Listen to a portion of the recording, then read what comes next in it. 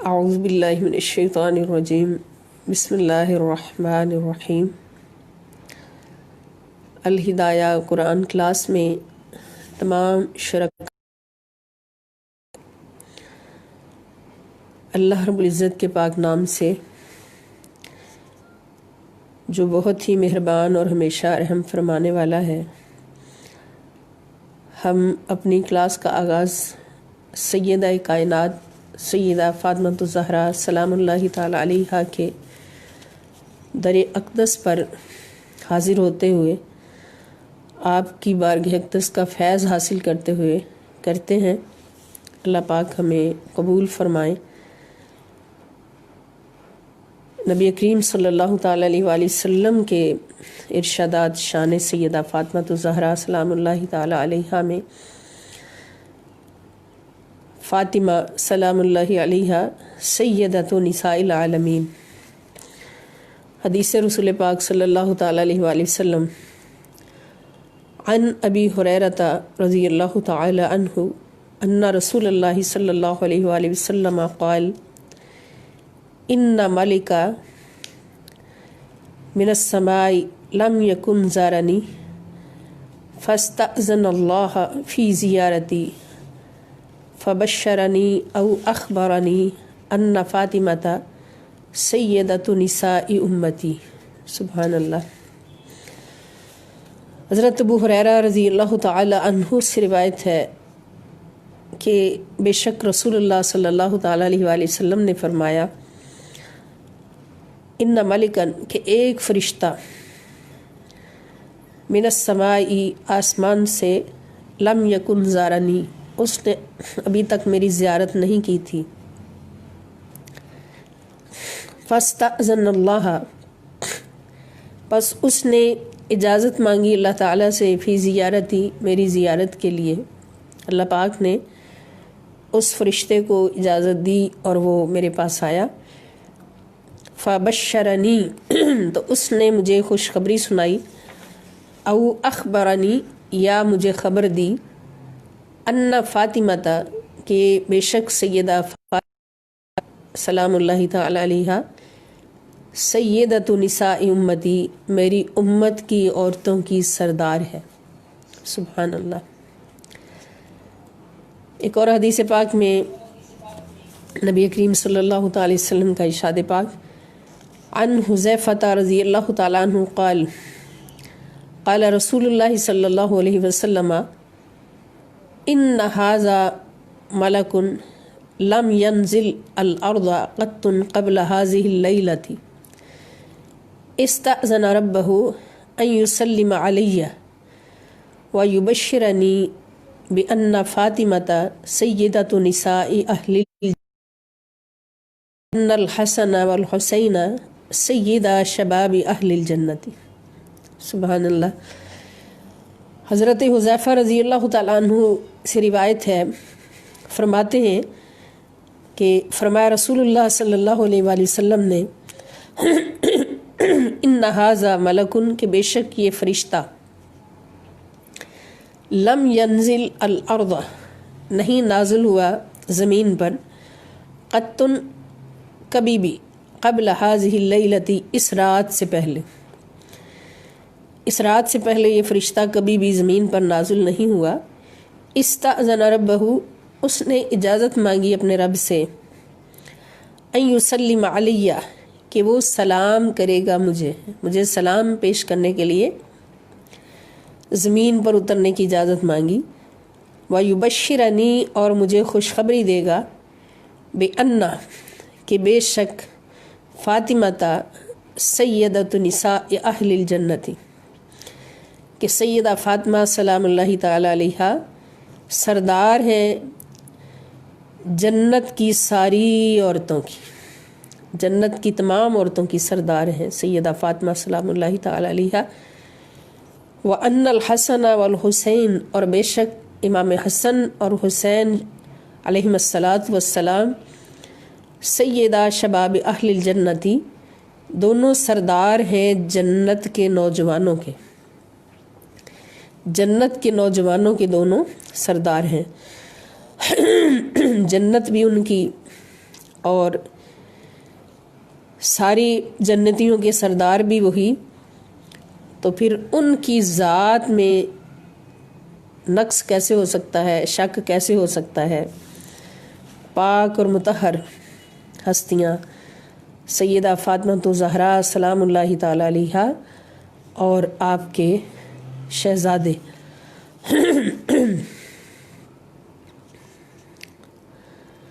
अन अली इब्न अबी तालिब रज़ियल्लाहु ताला अन्हु अन्न नबिया सल्लल्लाहु अलैहि वसल्लम क़ाल ली फ़ातिमा रज़ियल्लाहु अन्हा अला तर्दीना अन तकूनी सय्यदता निसाइ अहलिल जन्नह वबनाकी सय्यदा शबाब अहलिल जन्नह। हज़रत अली बिन अबी तालिब रज़ियल्लाहु ताला अन्हु से रिवायत है कि बेशक नबी करीम सल्लल्लाहु ताला अलैहि वसल्लम ने फरमाया हज़रत फ़ातिमा रज़ियल्लाहु ताला अन्हा से, अला तरदीन, क्या आप इस बात पर खुश नहीं हैं, अन तकूनी, कि आप होंगी सय्यदता निसाइ अहलिल जन्नती, अहले जन्नत की औरतों की सरदार, तमाम जन्नती औरतों की सरदार आप होंगी। वबना का, और आपके बेटे दोनों साहिबजादे सय्यदा शबाब अहल जन्नती, जन्नत के तमाम नौजवानों के सरदार होंगे। सुभान अल्लाह। ये मकाम है अहले बैत अतहार का, ये मकाम है पंज तन पाक का, इसलिए कि अल्लाह पाक ने उनको हमेशा के लिए पाक कर दिया है। इन्नमा युरीदुल्लाहु लियुज़हिबा अन्कुमुर रिज्स अहलल बैत व युतहिरकुम तत्हीरा का एक बहुत बड़ा सेहरा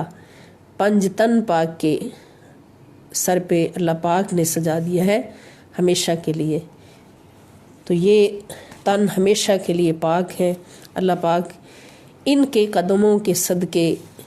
और इनके कदमों की खाक अक़दस के सदके हम सब को भी हमेशा पाक रहने की तौफ़ीक़ अता फ़रमाए, पाक ज़िंदगियाँ गुजारने की तौफ़ीक़ अता फ़रमाए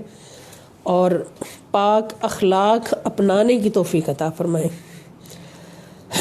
अब हमारा सबक सूरह तौबा हमारी जारी है। अल्लाह पाक से दुआ है कि जो कुछ भी हम कुरान करीम से फैज़ हासिल करें उस पर हमेशा अमल करते हुए हमें ज़िंदगी गुजारने की तौफ़ीक़ अता फ़रमाए। सूरह तौबा का ये रुकू नंबर 9 जारी है। इसमें हमने गुज़श्ता हिस्से में, इस रुकू के पहले हिस्से में मुनाफ़िकीन की निशानियाँ डिटेल के साथ मुलाहज़ा की हैं और अल्लाह पाक से दुआ भी मांगी है कि अल्लाह पाक हमें इन तमाम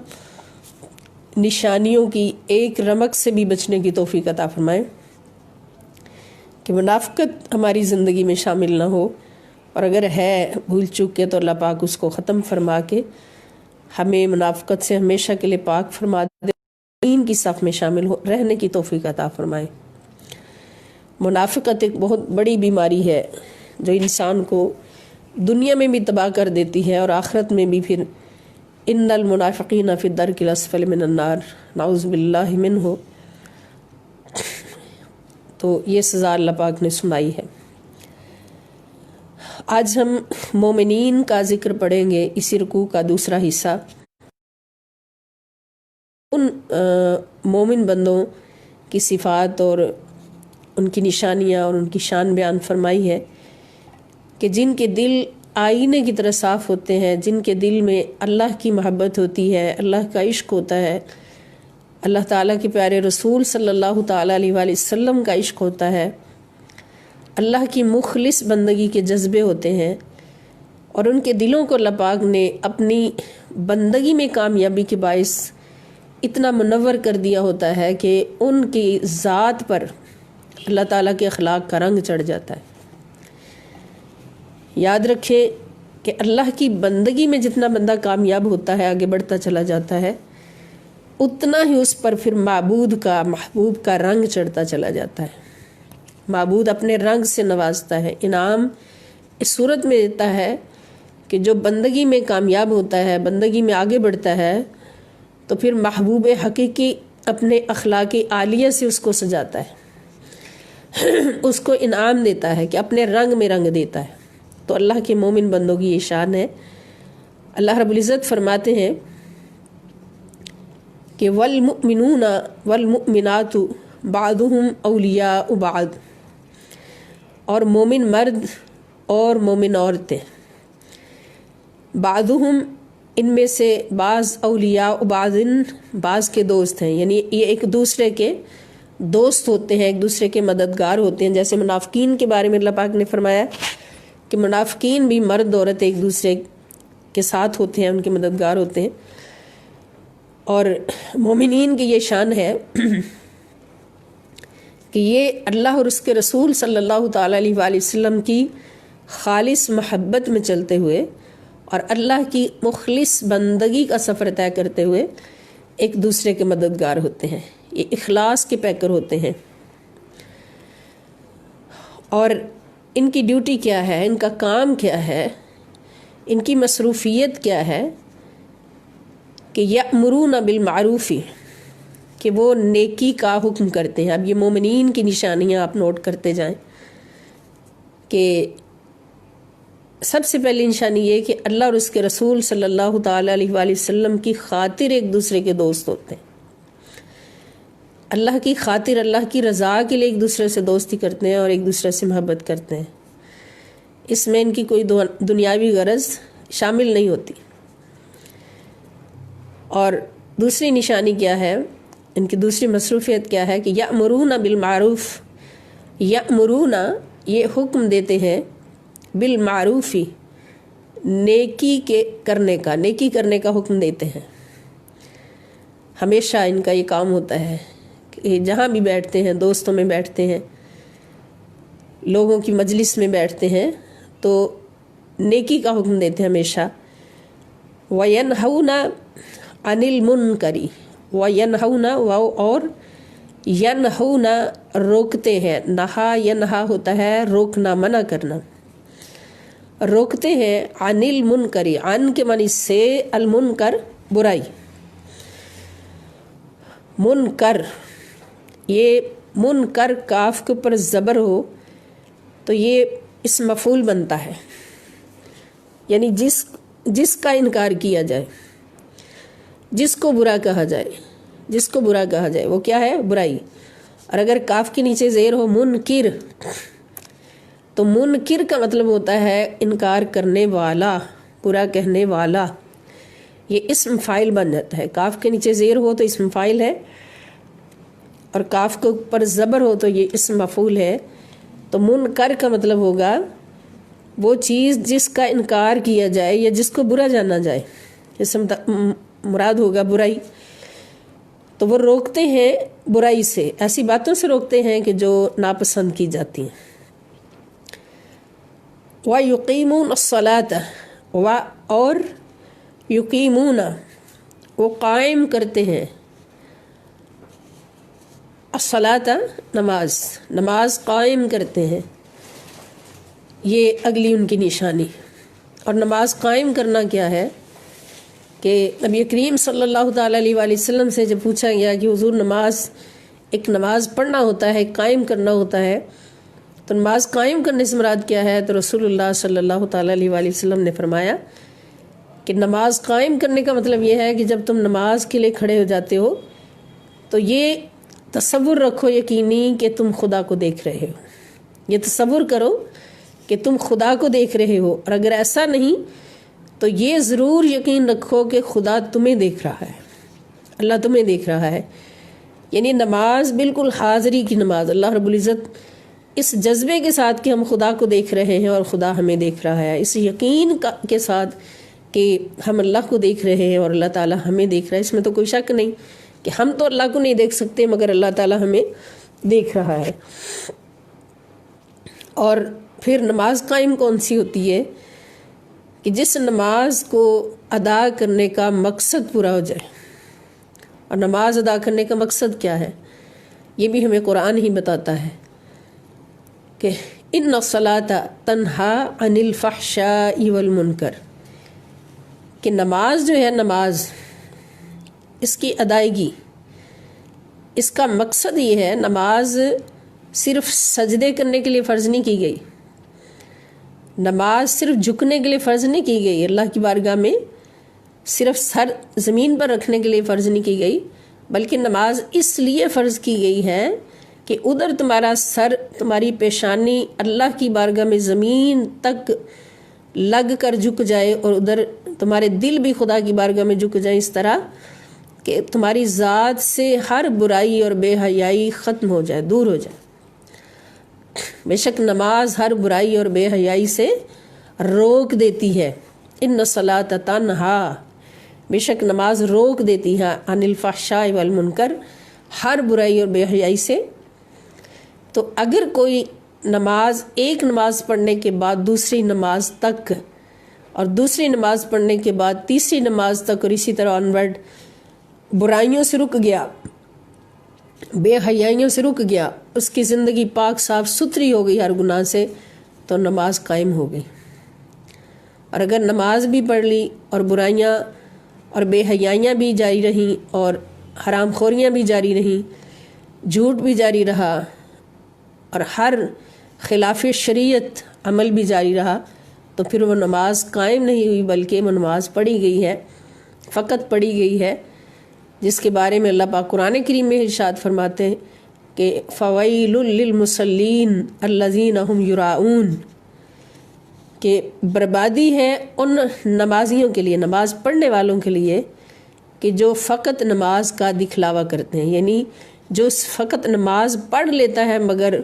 اس نماز کے مقصد کو پورا نہیں کرتا، گناہ نہیں چھوڑتا، اپنی زندگی سے غلاظتیں دور نہیں کرتا، اور اللہ کی نافرمانیوں کے کام نہیں چھوڑتا، تو وہ نماز کو صرف پڑھتا ہے، صرف سجدہ کرتا ہے، اور سجدہ کرنا نماز کا مقصد نہیں ہے۔ اس لیے اللہ پاک فرماتے ہیں کہ مومن مرد اور عورتیں، ان کی شان یہ ہے کہ وہ نماز قائم کرتے ہیں، صرف نماز پڑھ کر نہیں چھوڑ دیتے۔ جیسے ہم قرآن کریم کی آیات پڑھ لیں مگر ان کے اندر اللہ پاک میں حکم کیا فرماتے ہیں ان کو بھول جائیں۔ قرآن کو پڑھ لیں، تلاوت کر لیں، مگر ان آیات کا مقصد کیا ہے ہمارے تک پہنچانے کا، کہ لوح محفوظ سے اللہ پاک نے اس قرآن کو ہمارے پاس، ہمارے ہاتھوں میں دے دیا، ہمیں اتنی عظمت عطا فرما دی، ہمارے ہاتھوں میں عطا فرما دیا، ہمارے سینوں میں عطا فرما دیا، ہماری زبانوں پہ عطا فرما دیا۔ آخر اس کا کوئی مقصد تو ہے، اور مقصد کیا ہے کہ اس کو صرف پڑھنا نہیں ہے، بلکہ اس کو پڑھنے کا حق ادا کرنا، اور حق اسی صورت ادا ہوگا کہ اس کے اندر اللہ پاک نے جو کچھ تمہیں عطا فرمانا چاہا ہے اس کو حاصل کرو، تمہاری ذات کو سنوارنا چاہا ہے، تمہاری زندگیوں کو سنوارنا چاہا ہے، تو اس مقصد کو پورا کرو۔ اگلی نشانی اللہ پاک فرماتے مومنین کی، وَيُؤْتُونَ الزَّكَاةَ، واو اور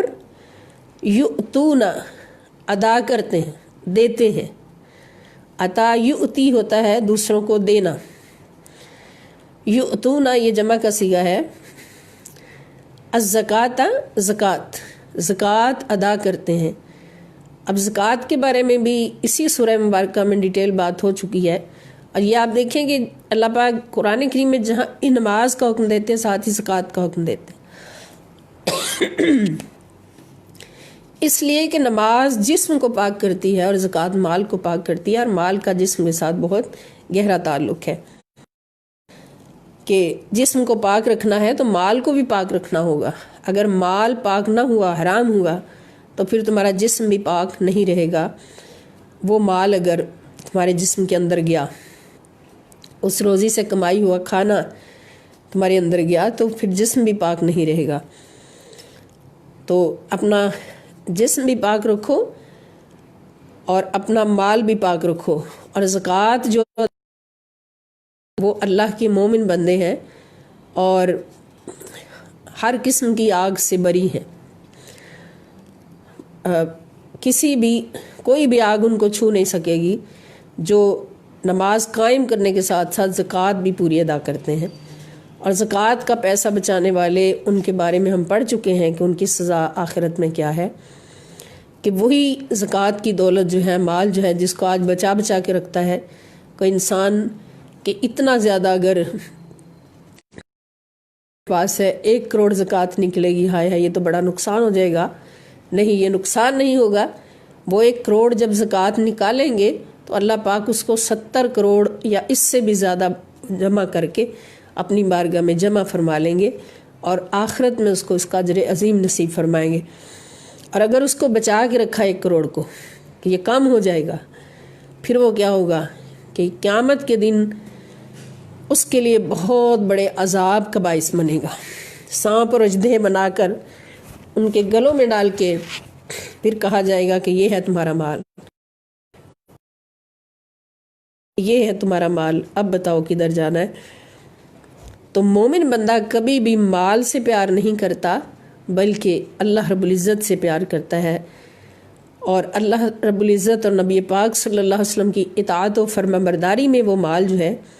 اس کی محبت دل سے نکال کر اس کو اللہ کی راہ میں خرچ کرتا ہے۔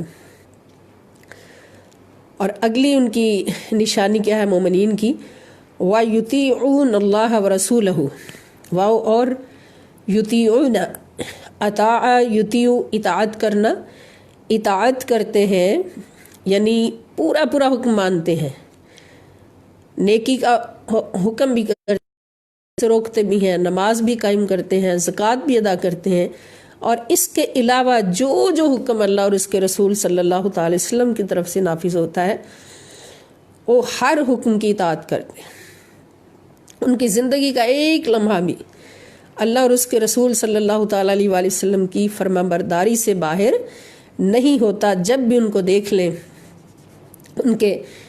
ہر زندگی کے ہر پہلو میں، سونے جاگنے میں، اٹھنے بیٹھنے میں، کھانے پینے میں، کاروبار کرنے میں، تجارتیں کرنے میں، دوسروں سے ملنے میں، دوستیاں کرنے میں، دشمنیاں کرنے میں، شادیاں کرنے میں، ہر کام میں ان کے اللہ اور اس کے رسول صلی اللہ تعالی علیہ وآلہ وسلم کی اطاعت موجود ہوتی ہے۔ یہ مومنین کی پہچان ہے۔ اولئک سیرحمہم اللہ، اللہ پاک فرماتے ہیں کہ یہی لوگ ہیں، اولئک یہی سب لوگ ہیں، سا کے معنی ان قریب یا ضرور، یرحم رحم فرمائے گا، ہم ان پر، اللہ اللہ تعالی، یہی وہ لوگ ہیں جن پر اللہ تعالیٰ ضرور رحم فرمائے گا، یعنی آخرت میں ان کے لیے اللہ تعالیٰ کی رحمت ہوگی، اور دنیا میں بھی، صرف آخرت میں نہیں، دنیا میں بھی وہ اللہ کی رحمت میں ہوں گے۔ ان اللہ عزیز حکیم، ان بے شک اللہ تعالیٰ عزیز غالب ہے، حکیم حکمت والا ہے۔ اللہ پاک غالب اور حکمت والا ہے۔ تو آگے اللہ پاک فرماتے ہیں کہ ان کا آخرت میں ٹھکانہ کیا ہوگا؟ جو دنیا میں اس طرح زندگی گزاریں گے کہ اللہ کی رضا کے لیے قدم اٹھائیں گے، ہر قدم ان کا اللہ کی رضا کے لیے ہوگا، ہر سانس ان کے اللہ کی رضا کے لیے ہوگی۔ تو وعد اللہ المؤمنین والمؤمنات جنات تجری من تحتها الانہار خالدین فیہا، وعدہ فرمایا ہے اللہ تعالیٰ نے المؤمنین،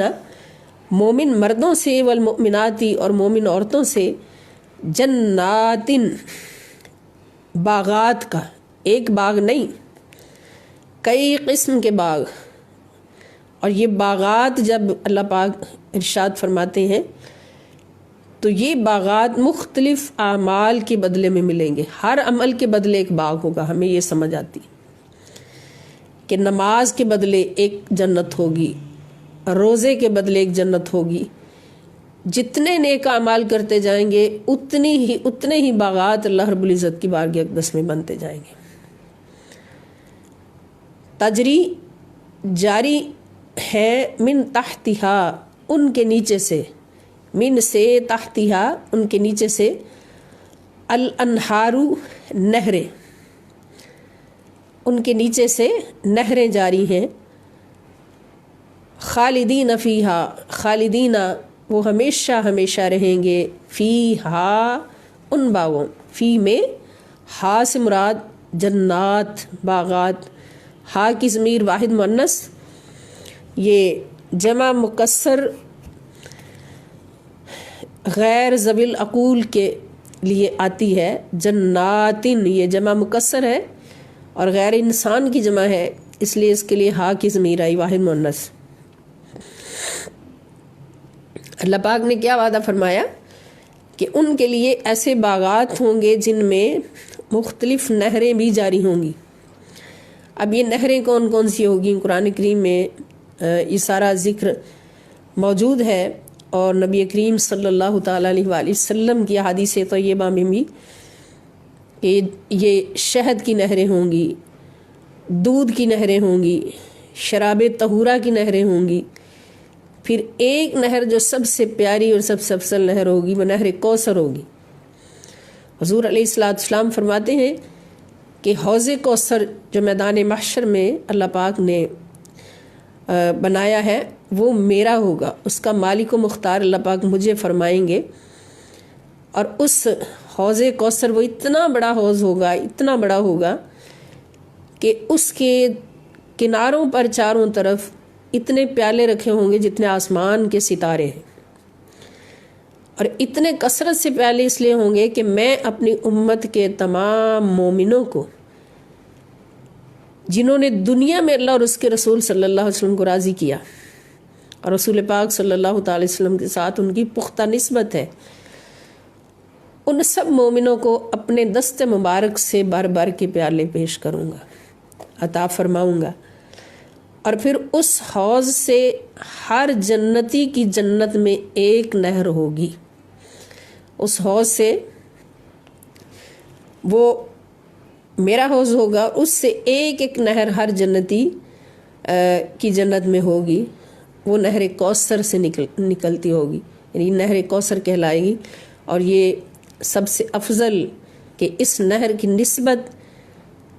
حوض کوثر کے ساتھ جو کہ نبی کریم صلی اللہ تعالیٰ علیہ وآلہ وسلم کے چاہنے والوں کو ملے گا۔ اسی لیے اعلیٰ حضرت عظیم البرکت نے فرمایا کہ آج لے ان کی پناہ، آج مدد مانگ ان سے، آج لے ان کی پناہ، آج مدد مانگ ان سے، پھر نہ مانیں گے قیامت میں اگر مان گیا۔ وہاں تو دیکھ کر ماننا ہی پڑے گا اور مان جائے گا اور کہے گا کہ حضور میں بھی آپ کے پاس ہی رہتا تھا، لیکن آج اگر مانا ہے تو پھر کل یہ شرف نصیب ہوگا انشاءاللہ۔ جو آج بارگاہ مصطفیٰ صلی اللہ تعالیٰ علیہ وآلہ وسلم کے ساتھ اپنی نسبت پختہ رکھیں گے، حضور کو شفیع بھی مانیں گے، شافی بھی مانیں گے، اور حضور علیہ السلام کی بارگاہ اقدس سے خیرات مانگتے رہیں گے اور ٹکڑے لیتے رہیں گے، حضور کے ٹکڑوں پہ پلتے رہیں گے، اور جو آج سرکار کے ٹکڑوں سے انکار کرے گا تو کل اس کو پھر کہاں سے ملیں گے؟ خالدین فیہا، ہمیشہ ہمیشہ اس میں رہیں گے۔ سبحان اللہ۔ اللہم اجعلنا منہم بجاہ سید المرسلین صلی اللہ علیہ وسلم برحمتک یا ارحم الراحمین، ومساکن طیبۃ، اور اس کے ساتھ پاکیزہ مکانات بھی ہوں گے۔ مساکن مسکن کی جمع ہے، مسکن ہوتا ہے جہاں سکون حاصل کیا جائے، جہاں رہا جائے، رہائش کی جائے، تو ان کے رہنے کے لیے مکان بھی ہوں گے، طیبتاً پاکیزہ، فی جنات عدن، جنت عدن میں، سبحان اللہ۔ اور جنت عدن، عدن کا جو لفظ ہے اس میں ہمیشگی کے معنی ہے، جیسے کوئی چیز جہاں کسی جگہ ہمیشہ کے لیے پڑی ہو تو اس کو کہتے ہیں عربی میں کہ عدنا بمکان قضا، کہ فلاں چیز جو ہے وہ ہمیشہ کے لیے وہاں پہ موجود ہے۔ اسی لیے کان، کسی چیز کی جو کان ہوتی، جیسے نمک کی کان ہے یا سونے کی کان ہے، اس کو بھی عربی میں معدن کہتے ہیں۔ معدن، معدن اس لیے کہتے ہیں کہ اس میں وہ جس چیز کی وہ کان ہے وہ چیز ہمیشہ کے لیے اس میں موجود ہے، وہ اس کی بیس ہی وہاں پہ ہے، اس کو وہاں سے نکالا نہیں جا سکتا۔ تو جنت عدن وہ جنت ہے جو ہمیشہ کے لیے ہوگی، اور دوسرے اس کے معنی کہ یہ ایک خاص جنت ہوگی، خاص جنت جو باقی جنتوں کے وسط میں ہوگی، اور اس کے ارد گرد باقی جنتیں ہوں گی، اور اسی میں تسنیم کا چشمہ ہے۔ انبیاء کرام، شہداء اور صدیقین کے لیے یہ جنت مخصوص ہے، جنت عدن، سبحان اللہ۔ اور پھر جو ان سے عشق کرنے والے، ان کے خدمت گزار، تو ان کے لیے مساکن طیبۃ فی جنات عدن، جنت عدن میں ان کے لیے ہمیشہ سدا بہار باغوں میں ان کے لیے پاکیزہ مکان ہوں گے۔ یہ کتنا بڑا انعام، اور کن کے لیے؟ مومنین اور مومنات کے لیے۔ اور پھر اس سے بھی بڑا انعام، اور سب سے بڑا انعام، کہ جس انعام کے لیے اللہ کے وہ خاص الخواص بندے کہ جنہوں نے محبوب حقیقی کے عشق میں اس کی خوشنودی حاصل کرنے کے لیے سب کچھ قربان کر دیا، ریاضتیں، مجاہدے، شب بیداریاں، اور اس کے دین کی ساری خدمت گزاریاں، حتیٰ کہ سر کٹا کر بھی مسکراتے رہے، ان ہستیوں کو جس انعام کی طلب ہے، ان ہستیوں کو جنتوں کی طلب نہیں، باغوں کی طلب نہیں، سدا بہار جنت عدن کی طلب نہیں، طلب کس چیز کی ہے؟ وَرِضْوَانٌ مِّنَ اللَّهِ اکبر، اور اللہ تعالیٰ کی رضا، اللہ تعالیٰ کی خوشنودی، سب سے بڑا انعام، کہ جس انعام کے لیے کوئی خاص بندوں کا گروہ ہے، خاص الخواص بندے، کہ جن کو نبی کریم صلی اللہ تعالیٰ علیہ وسلم فرماتے ہیں کہ بلا حساب جنت جانے کا آرڈر ہوگا، لیکن وہ کھڑے ہوں گے، اللہ تعالیٰ فرشتوں سے فرمائیں گے کہ ان کو جنت میں لے کے جاؤ، ان کی ذمہ تو کوئی حساب ہی نہیں ہے۔ تو وہ بندے روئیں گے کہ فرشتوں، ہم نے جو کچھ بھی کیا وہ جنت کے لیے نہیں کیا، ہمیں تو جنت والا چاہیے، ہمیں تو اپنے محبوب کے جلوے چاہیے، محبوب کا قرب چاہیے۔ تو اللہ پاک مسکرا کے فرمائیں گے فرشتوں، یہ وہ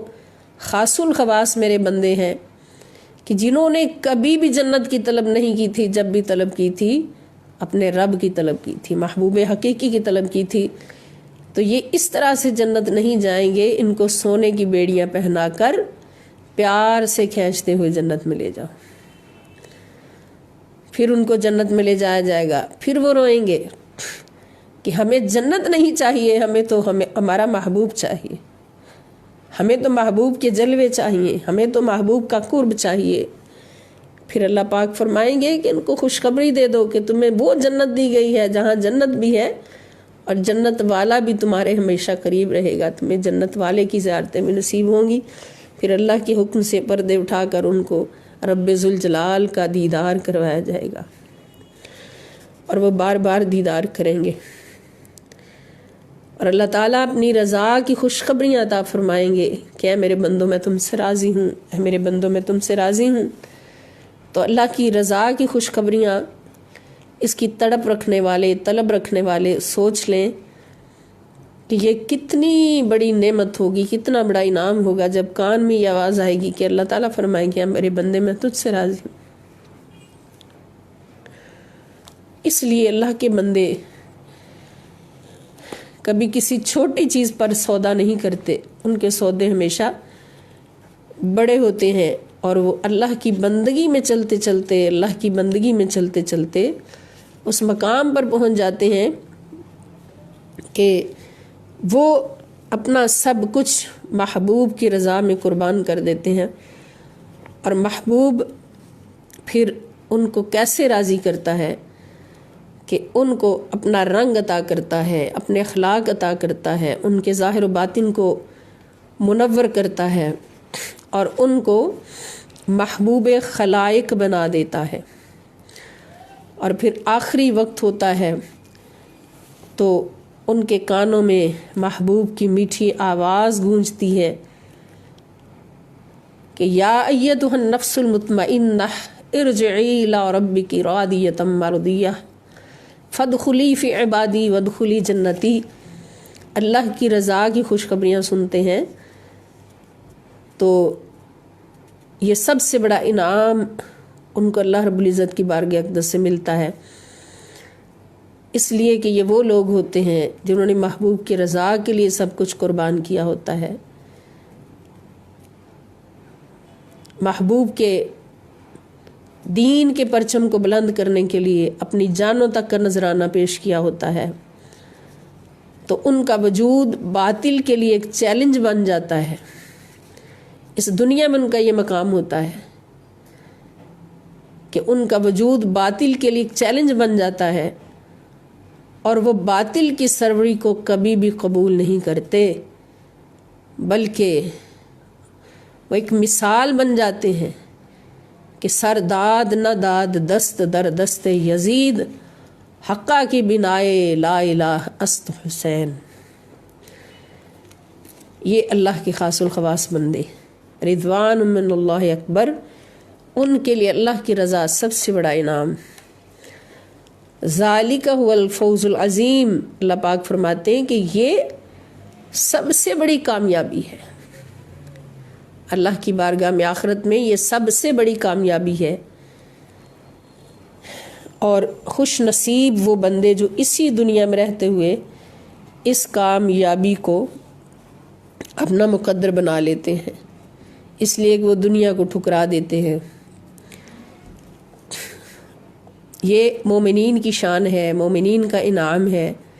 اور یہ صرف مردوں کے لیے نہیں، مومن مرد بھی اور مومن عورتیں بھی، سب کے لیے جو بھی اس کیٹیگری میں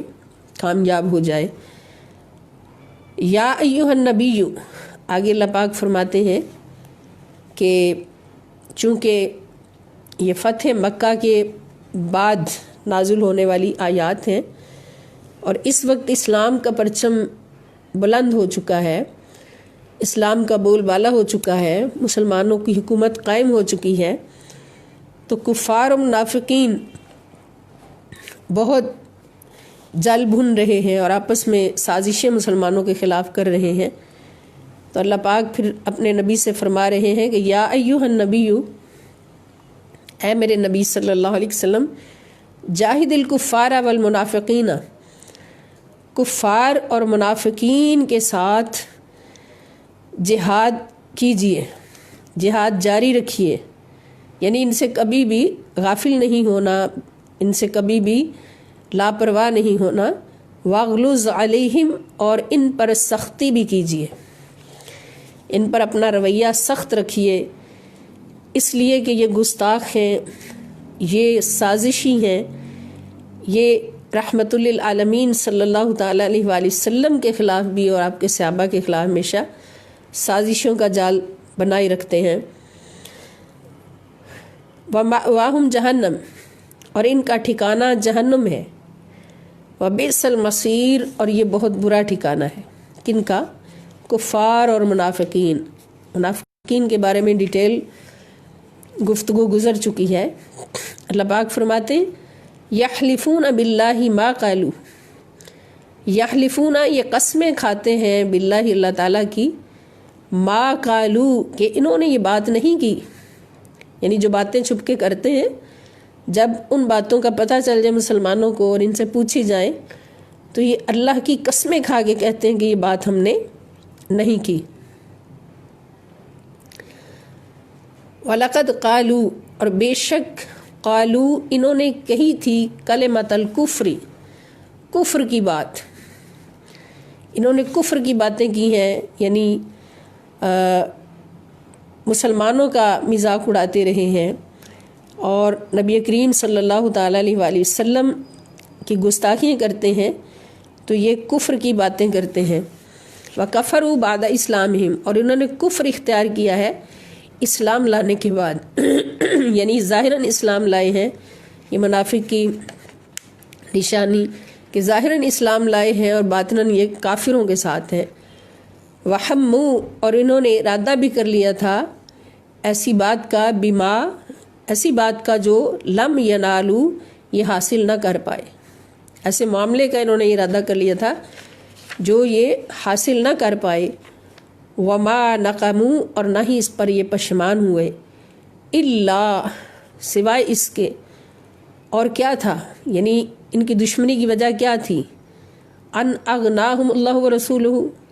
कि इनको गनी कर दिया था, ये फ़कीरों की तरह मांगते फिरते थे, इनको गनी कर दिया, मालदार कर दिया अल्लाह ताला ने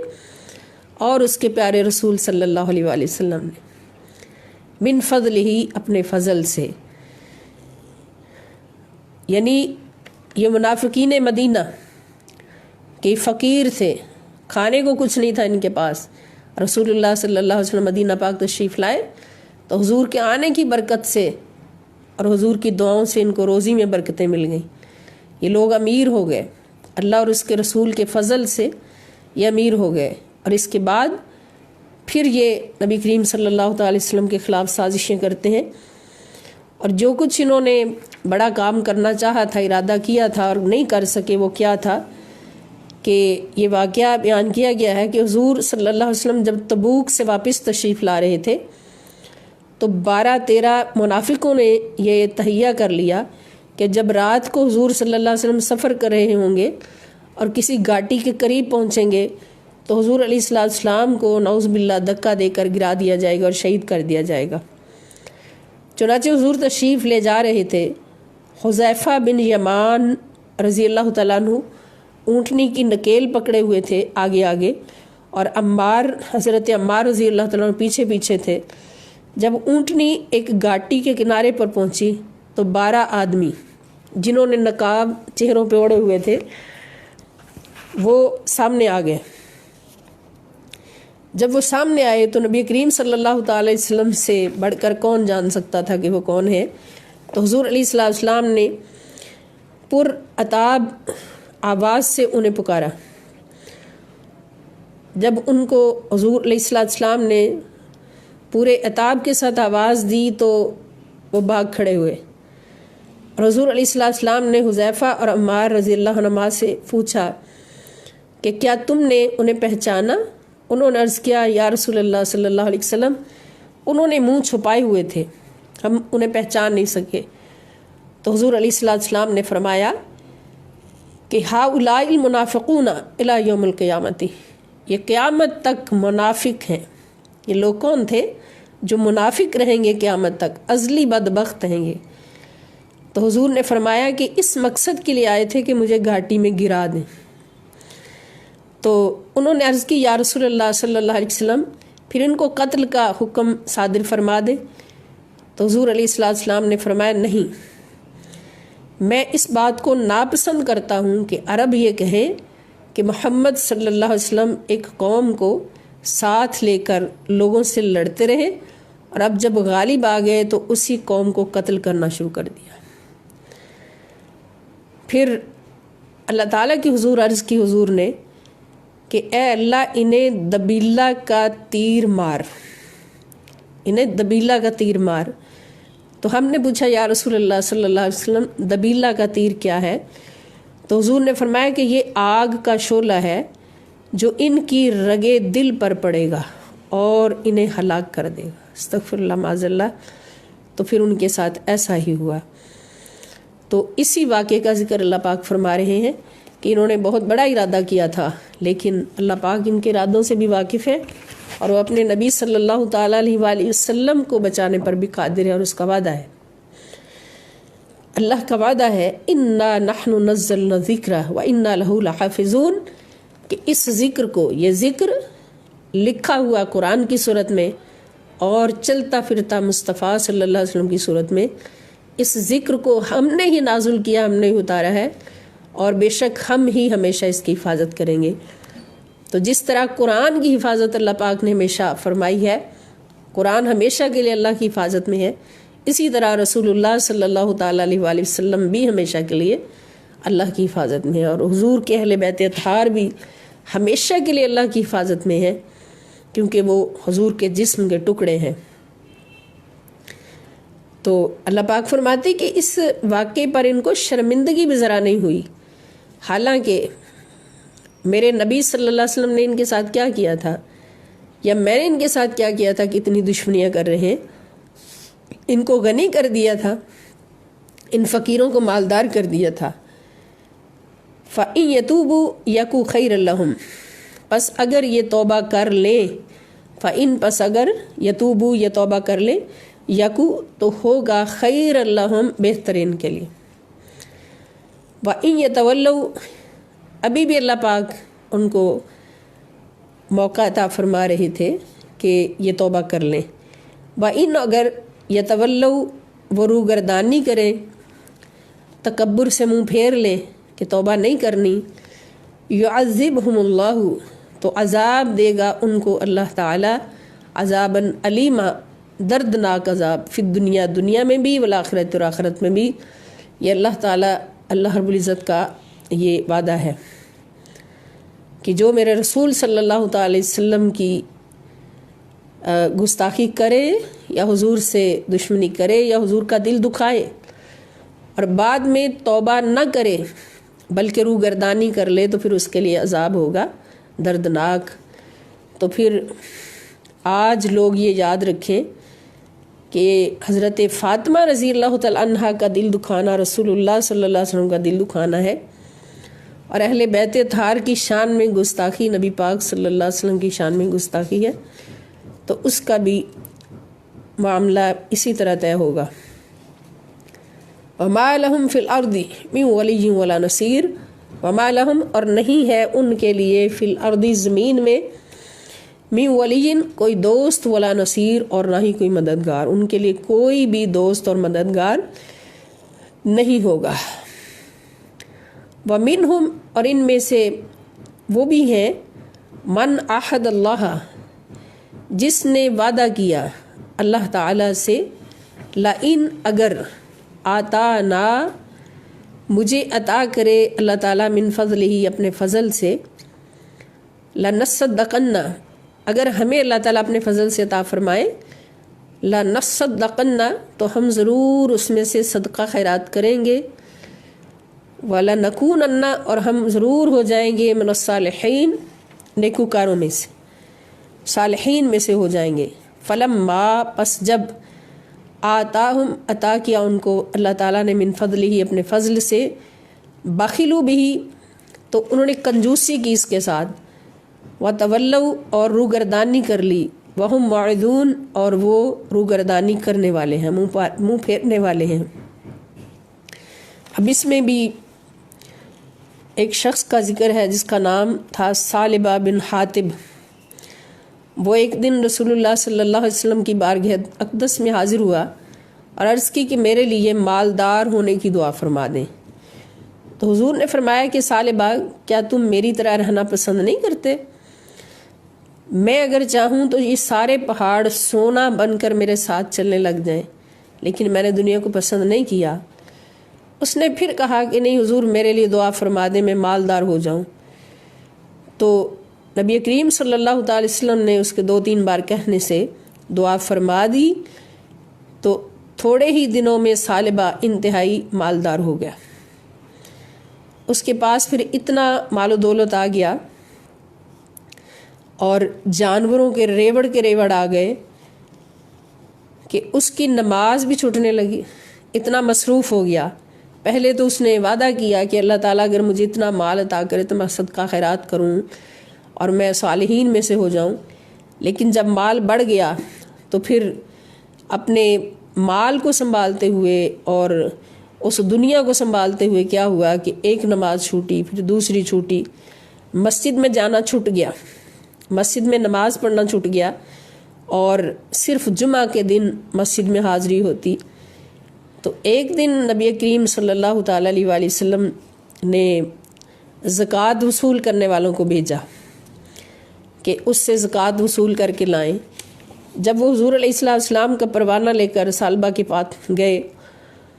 تو اس نے کیا کہا کہ یہ تو ظلم ہے بھئی کہ میں اپنے اتنے جانور زکوٰۃ میں دے دوں، جاؤ آگے سے ہو آؤ، میں سوچتا ہوں۔ ان کو بھیج دیا۔ آگے وہ سلیمی کے پاس گئے، یہ بھی مالدار تھے شخص سلیمی، تو ان کے پاس جب جا کر ان کے جانوروں کی زکوٰۃ مانگی تو انہوں نے سب سے صحت مند جانور جو تھے زکوٰۃ میں جتنے بنتے تھے انہوں نے پیش کر دیے۔ تو جب وہ جانور لے کر واپس آئے اور پھر سالبہ سے ملے تو سالبہ نے پھر زکوٰۃ دینے سے انکار کر دیا، اور وہ سلیمی کے جانور لے کر نبی پاک صلی اللہ علیہ وسلم کے پاس پہنچ گئے۔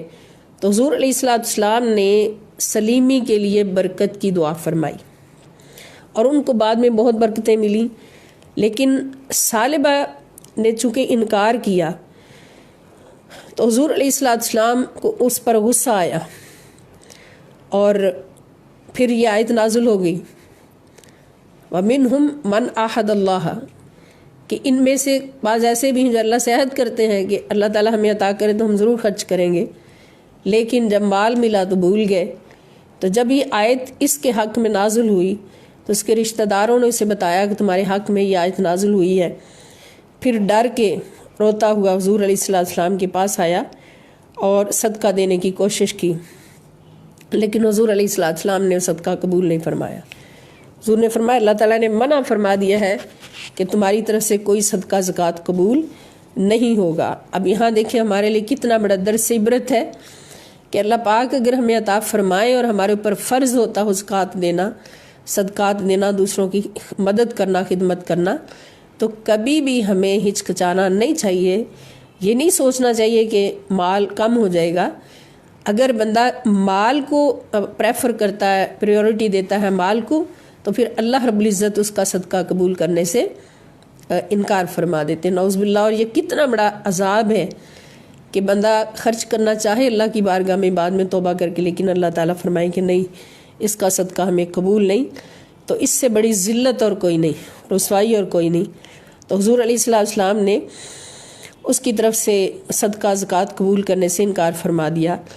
پھر حضور علیہ السلام کے دنیا سے تشریف لے جانے کے بعد جب حضرت ابوبکر صدیق رضی اللہ عنہ کا دور آیا، اس نے پھر صدقات پیش کرنے کی کوشش کی، لیکن ابوبکر صدیق رضی اللہ عنہ فرما دیا کہ جب حضور علیہ السلام نے تیرے صدقات قبول نہیں فرمائے تو ہم بھی قبول نہیں کریں گے، کیونکہ اللہ پاک نے منع فرما دیا۔ پھر حضرت عمر فاروق کا دور آیا، پھر وہ پہنچا، لیکن حضرت عمر نے بھی یہی فرما دیا کہ جب رسول پاک صلی اللہ علیہ وسلم نے اور صدیق اکبر رضی اللہ عنہ نے میری زکوٰۃ قبول نہیں کی تو میں کیوں کر قبول کر سکتا ہوں۔ چنانچہ اسی حالت میں وہ عہد عثمانی میں، حضرت عثمان کے عہد میں وہ مر گیا۔ تو اس کے بارے میں اللہ پاک نے یہ فرمایا کہ اس کی سزا دیکھ لیں، اور اس نے کیا کیا؟ بخل کیا، کنجوسی کی جب ہم نے اس کو مال دیا۔ فَأَعْقَبَهُمْ نِفَاقًا فِي قُلُوبِهِمْ، بس اس کے نتیجے کے طور پر، عاقبہ یہ فعل ماضی ہے اور عاقبت اس کا مصدر ہے، عاقبت کا مطلب ہوتا ہے انجام، بس اس کو انجام کے طور پر نفاقاً، اس کے دل میں اللہ پاک نے نفاق ڈال دیا، جما دیا نفاق، فی قلوبہم، اس کے دل میں، کیونکہ اس کے مال کی محبت تھی، دل میں دنیا کی محبت تھی، مال کے لیے ہی دعا کرواتا رہا اور مال کی محبت میں ہی وہ پڑا رہا اور خرچ کرنے سے انکار کیا۔ تو ایسے شخص کے دل کو پھر اللہ پاک کیا کرتے ہیں؟ مال کی محبت کا گڑھ بنا دیتے ہیں، یہ اس کی سزا ہوتی ہے، اور وہ آخری دم تک اسی مال کو ہی جمع کرتے گنتے دنیا سے چلا جاتا ہے۔ الی یوم یلقونہ، اس دن تک جس دن وہ اللہ سے ملیں گے، یعنی ان کے دلوں میں نفاق کو نتیجہ کے طور پر جما دیا، اور قیامت تک کے لیے جس دن اللہ سے ملاقات کریں گے۔ اور یہ کس چیز کی سزا تھی؟ بما اخلف اللہ ما وعدوہ، بما اس کی وجہ سے جو اخلفو انہوں نے خلاف کیا، اللہ تعالیٰ سے، ما وعدوہ جو اللہ سے وعدہ کیا تھا، اللہ تعالیٰ کے ساتھ کیا ہوا وعدہ انہوں نے خلاف کیا، تو اس کی سزا اللہ پاک نے دی۔ وبما کانوا یکذبون، اور اس لیے کہ وہ جھوٹ بولتے تھے۔ علم یعلموا، کیا وہ نہیں جانتے؟ ان اللہ یعلم، کہ بے شک اللہ تعالیٰ جانتا ہے، سرہم، ان کی چھپی ہوئی باتوں کو بھی، جو چھپ کر ان کے رازوں کو بھی جانتا ہے، وَنَجْوَاهُمْ، اور ان کی سرگوشیوں کو بھی جانتا ہے۔ یہ منافقین کو اللہ پاک فرما رہے ہیں۔ وَأَنَّ اللَّهَ، اور بے شک اللہ تعالیٰ، علام الغیوب، علام یہ عالم کا مبالغہ ہے، یعنی بہت جاننے والا ہے، خوب جاننے والا ہے، اتنا جاننے والا ہے کہ کوئی لاکھوں سال بعد بھی کام ہونا وہ بھی اللہ کے علم میں ہے۔ الغیوب، غیب کی باتوں کو، سارے غیبوں کو بے شک اللہ تعالیٰ خوب جاننے والا ہے۔ یہ سوچتے ہیں کہ جب ہم دین اسلام کے خلاف یا نبی پاک صلی اللہ علیہ وسلم کے خلاف یا مسلمانوں کے خلاف کوئی سازشیں کرتے ہیں، کوئی سرگوشیاں کرتے ہیں،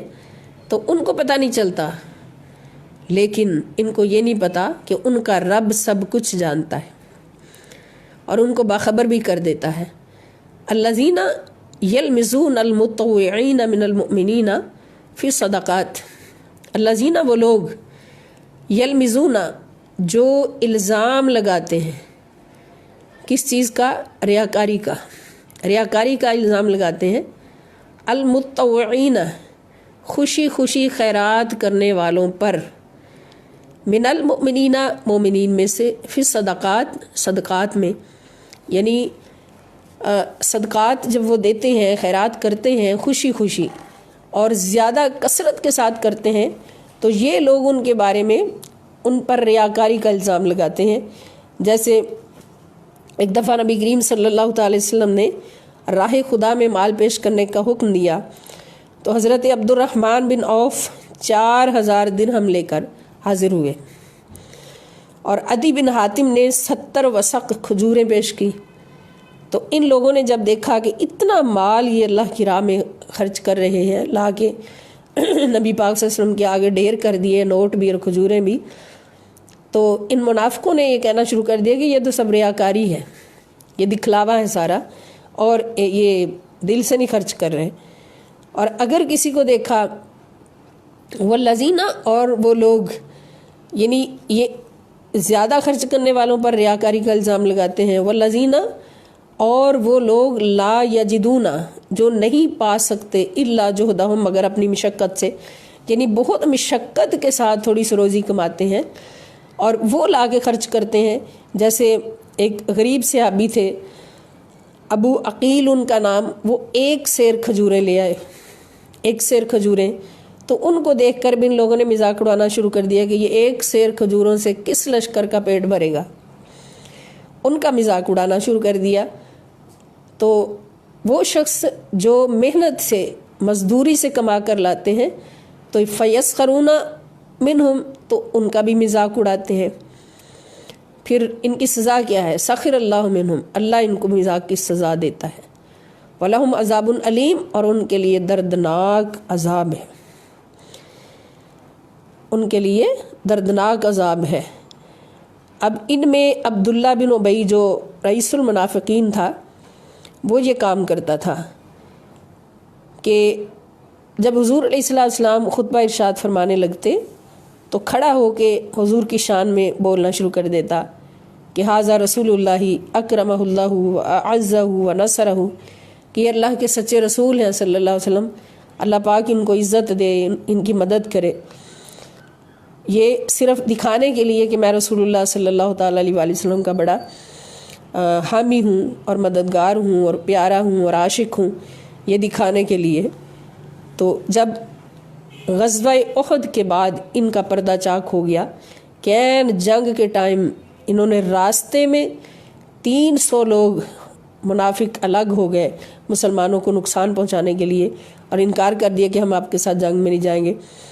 اس وقت ان کا پردہ چاک ہو گیا۔ تو اس کے بعد پھر جب نبی پاک صلی اللہ علیہ وسلم کے خطبہ کے وقت یہ اٹھ کے کچھ بولنے لگا، تو حضرت عمر فاروق رضی اللہ تعالیٰ عنہ کھڑے اور فرمایا کہ او اللہ کے دشمن، تیرا کفر اب چھپائی بھی نہیں چھپ سکتا، اس لیے خاموش ہو کے بیٹھ جا۔ تو اس کو پھر بڑا غصہ آیا اور یہ غصے سے مسجد سے نکل گیا، نماز پڑھے بغیر ہی نکل گیا۔ پھر کچھ لوگوں نے اس کو روکا اور کہا کہ جاؤ جا کے رسول اللہ صلی اللہ علیہ وسلم کے پاس توبہ کر لو، معافی مانگ لو اور اپنے گناہوں کی بخشش کروا لو۔ تو اس پر اللہ پاک نے پھر یہ آیت مبارکہ نازل فرمائی کہ یہ جو منافقین ہیں ان کے کرتوت ایسے ہیں کہ میرے حبیب اگر ان کے لیے آپ کتنی بار بھی بخشش مانگیں گے ان کو بخشنا یہ میری شان نہیں ہے۔ استغفر لہم، استغفر لہم، آپ ان کے لیے بخشش مانگیں، او یا لا تستغفر لہم، ان کے لیے بخشش نہ مانگیں۔ ان تستغفر لہم، اگر آپ ان کے لیے بخشش طلب کریں 70 مرتن، 70 بار بھی، فلن یغفر اللہ لہم، تو اللہ تعالیٰ ان کو کبھی بھی نہیں بخشے گا۔ یہ منافق ہیں۔ ذالک بأنہم، یہ اس لیے کہ بے شک انہوں نے کفر کیا ہے، باللہ، اللہ کے ساتھ بھی، اللہ کا بھی انکار کیا ہے، ورسولہ، اور اس کے رسول صلی اللہ علیہ وسلم کا بھی انکار کیا ہے۔ حالانکہ وہ انکار کس کا کر رہے تھے؟ انکار رسول اللہ صلی اللہ علیہ وسلم کا کر رہے تھے، اور اللہ پاک فرما رہے کہ جو میرے رسول کا انکار کرے وہ سب سے پہلے میرا انکار کرتا ہے، وہ میرا انکار کرتا ہے۔ اور اللہ لا یہدی القوم الفاسقین، اور اللہ تعالی فاسق قوم کو کبھی بھی ہدایت نہیں دیتا۔ ایسی قوم کو ہدایت بالکل بھی نہیں آتی جس کے دل میں اسلام کا بغض ہو اور نبی اسلام صلی اللہ تعالیٰ علیہ وآلہ وسلم کا بغض ہو، اس کو کبھی بھی ہدایت نہیں آتی۔ اور اللہ پاک فرماتے ہیں اللہ اس کو کبھی ہدایت نہیں دیتا، اس کا مطلب یہ نہیں کہ اللہ کی چاہت نہیں ہے ان کو ہدایت دینا، اللہ کی چاہت ہے ہر کسی کو ہدایت دینا، یہ ان کی سزا ہے کہ ان کے دل ہدایت کے قابل نہیں، جو دل ہمیشہ بغض مصطفیٰ صلی اللہ علیہ وآلہ وسلم سے بھرے رہے، جو دل ہمیشہ بغض دین سے بھرے رہے اور بغض صحابہ سے بھرے رہے، اہل بیت کے بغض سے بھرے رہے، ان دلوں کو کبھی بھی ہدایت